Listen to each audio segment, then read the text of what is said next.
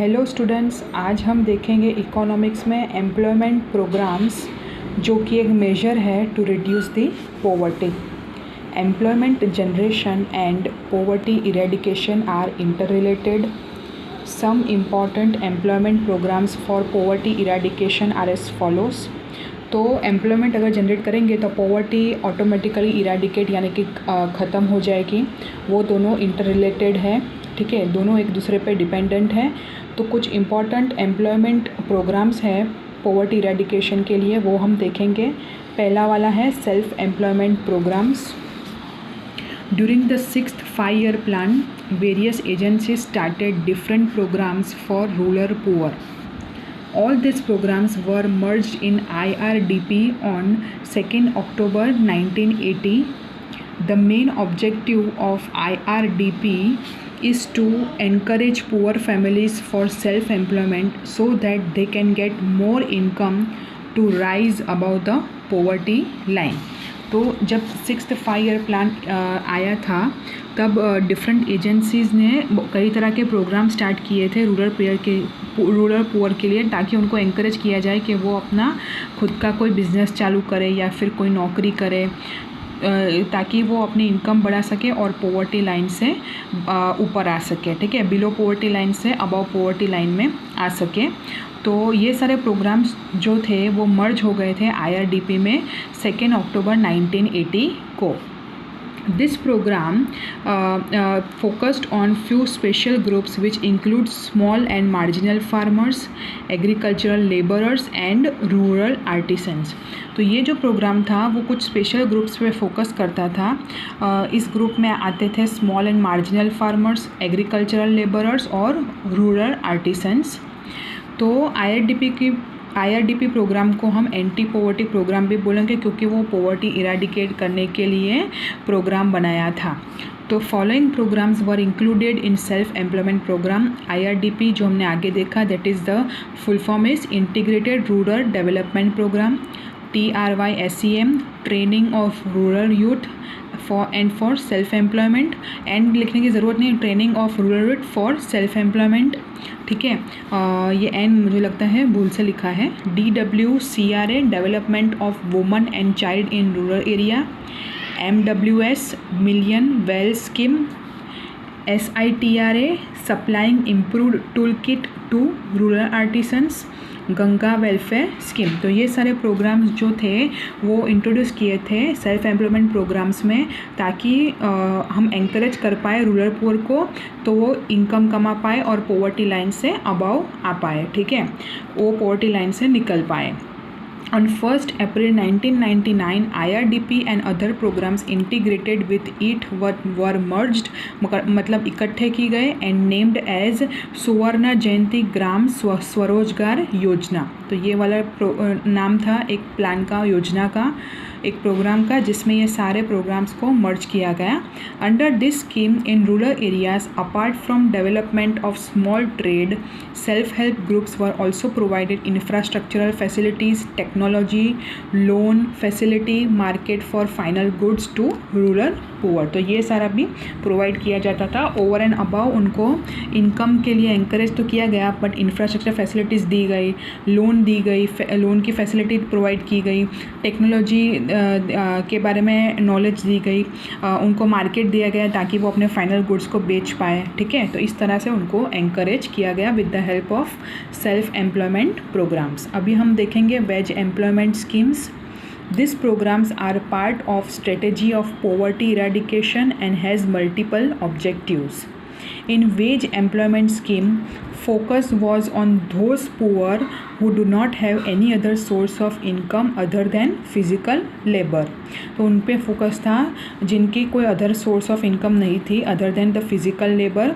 This schemes do not only provide self employment in the slack season but also provide employment during floods, drought, scarcity and other natural calamities. तो जब भी कोई natural calamities आती थी तब भी उनको सेल्फ एम्प्लॉयमेंट के लिए एंकरेज किया जाता था और उनको फैसिलिटीज़ दी जाती थी। Under this schemes infrastructural services developed in the rural areas. It is tried that laborers should get proper salaries, Wage employment scheme included are Jawahar रोजगार योजना, JRY, एम्प्लॉयमेंट असिस्टेंट स्कीम। ये सारे प्रोग्राम्स के नाम आपको याद रखने पड़ेंगे, ठीक है। फिर है prime minister Rozgar Yojana, PMRY। In the decade of 90s, employment generation in organise sector was stagnant and in public sector negative growth was noticed. On the other hand, unemployment rate was also rising fast. On this situation, Prime Minister Rozgar Yojana was started for self-employment with the objective of starting ventures to provide employment to educated unemployed.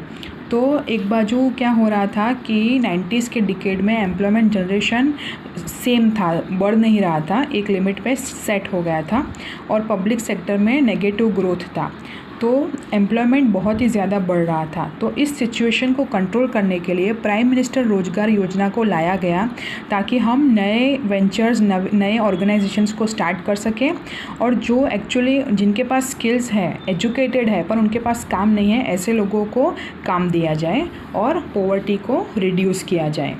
National rural employment guarantee act 2005, NREGA, आपने ये नाम सुना होगा, नरेगा।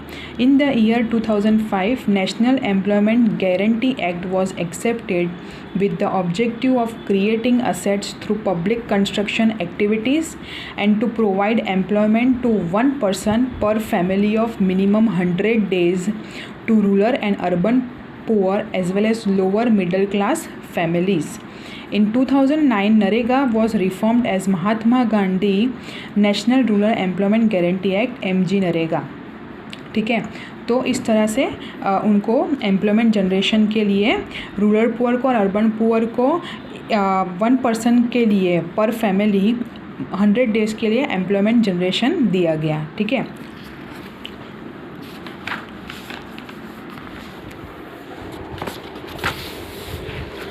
फिर है housing schemes.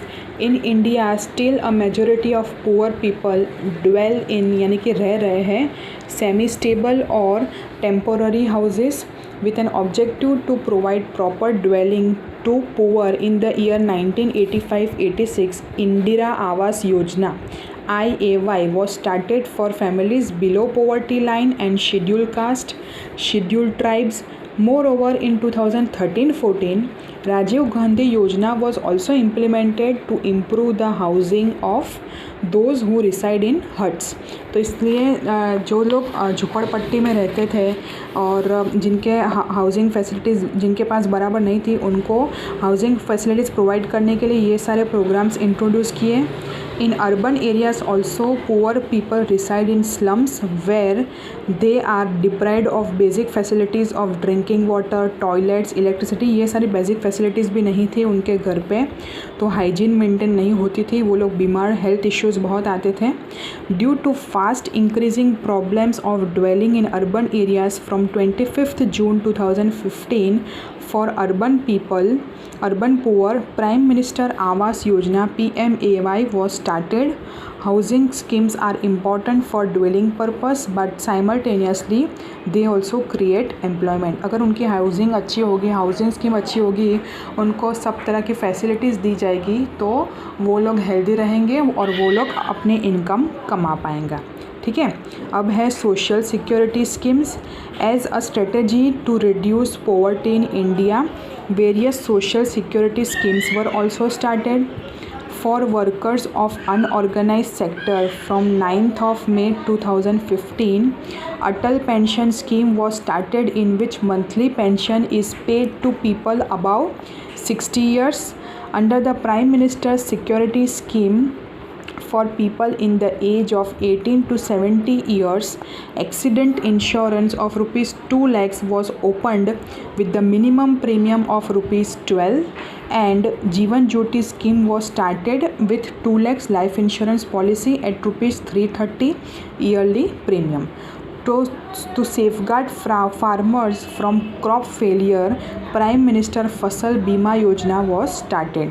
तो इस तरह से उनको पेंशन दिए गए, मंथली पेंशन दिए गए, उनकी लाइफ इंश्योरेंसेस निकाले गए और उनके क्रॉप के फेलियर को भी बचाने के लिए प्राइम मिनिस्टर फसल बीमा योजना भी स्टार्ट की गई। इस तरह से वेरियस सोशल सिक्योरिटी स्कीम्स भी प्रोवाइड की गई। लास्ट में है जनधन योजना।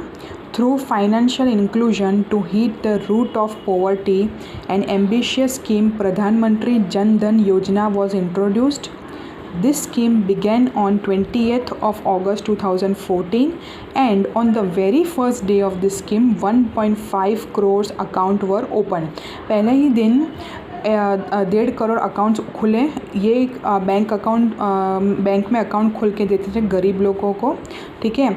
Till 8th January, the number increased to 12.58 crores, where investment of rupees 10,590 crores was generated. इसके फीचर्स क्या है और इसके इम्पोर्टेंस क्या है, ये अभी भी चलता था, कोरोना में भी ये जनधन योजना चलता था। With the objective of increasing banking facilities per capita and reduction in regional inequalities, this yojana was started and the main purpose was that subsidy given to poor families by government should directly go to their bank accounts. The main feature of this scheme is that the bank account is opened with zero balance. Government जो subsidy provide करती थी वो directly उनके accounts में जाती थी और ये वाला जो बैंक अकाउंट था वो ज़ीरो बैलेंस से ओपन कर सकते थे। And after 5 months of opening account an overdraft of ₹5,000 is available. क्योंकि दर महीने हज़ार रुपये ऐसा कुछ जमा होते थे, तो 5 महीने के बाद हम 5,000 तक ओवरड्राफ्ट ले सकते हैं। Under this scheme, those who opened account before 26 January 2015 have also benefited with a life insurance policy. तो जिनका अकाउंट 26 जनवरी 2015 से पहले ओपन होता था उनको लाइफ इंश्योरेंस पॉलिसी भी दी जाती थी। तो प्राइम मिनिस्टर जन धन योजना is prominently a scheme for overall financial inclusion. On the other hand, it hits directly on the poverty by providing microfinance and banking facilities. तो इस तरह से बैंक अकाउंट ओपन करके हम उनको बैलेंस देते थे और इस तरह से वो लोग अपना रोज़गार चलाते थे और धीरे धीरे वो पॉवर्टी इरेडिकेट करने के लिए बहुत ही यूज़फुल साबित हुआ, ठीक है। तो आप यहाँ पे हमारा चैप्टर नंबर 5 पॉवर्टी कंप्लीट होता है, ठीक है। आप एक बार देख लो और जो मैं एक्सरसाइज में आपको होमवर्क देती हूँ वो आप कंप्लीट करो। मैं ऑब्ज़र्व कर रही हूँ कि मेरा वीडियोस बहुत ही कम लोग कुछ कभी कभार तो कोई भी नहीं देखता है, तो आप मेरे साथ रहना तो ही आपको मतलब इकोनॉमिक्स आप बराबर समझ पाओगे और एग्ज़ाम में प्रॉपर परफॉर्मेंस दे पाओगे, ठीक है। आप एक बार ध्यान से देख लो और अगर कुछ भी डाउट हो तो आप मुझे पूछ सकते हो। Thank you so much.